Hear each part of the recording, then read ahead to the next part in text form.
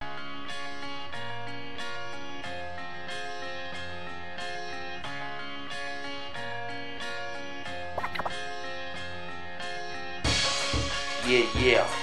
دي جي ام سي كريم MNMrap.com حكاية حقيقية غدر الصحاب. كان يا مكان كان في زمان واحد صاحبي عايش في دور واحد غلبان، كان لسه في عز شبابه عايش وسط اهله وجيرانه واصحابه واحبابه، كان بيمشي وسط الناس مش عارف ايه اللي جابه بلده. الف لام ف ي واو ميم محسسني ان انا قاعد في عاصمة الحريم، بس مأساة انه من وهو صغير فاكر ان دماغه هتغير الحياة. كان مصاحب ناس كتير من ضمنهم سيد علي واسلام وكريم، الناس خلاص زهقت منه قرفت منه، بس احنا كنا مستعملينه واخدينه على عيبه علشان احنا ولاد بلد معروفين عننا الشهامة والجدعنة من زمان.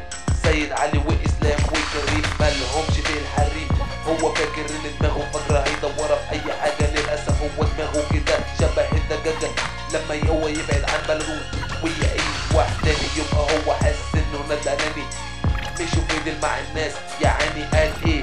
هو فاكر ان العيب من الناس، نزل دمعتين وقال لي كلمتين، انا مش عارف اروح من الناس دي على فين. قلت له كلمتين، كل يوم بيعدي وكل يوم جديد حاسس اني متلجم مربوط بجنزير حديد، جنزير ملفوف علينا كلنا مربوط بيه.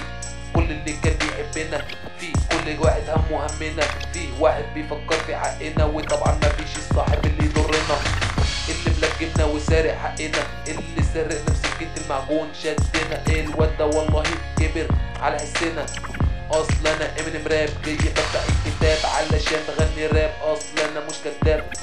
انت يا ناس هنا دلوقتي لازم نعرفه مين هو، هيكون مين عارفين مين هيكون هو ام سي كريم اللي ماشي دلوقتي مع البيت بيقول كلام الرجال طلع في الحال، علشان دلوقتي انا جاي بقول لك يا فيوم.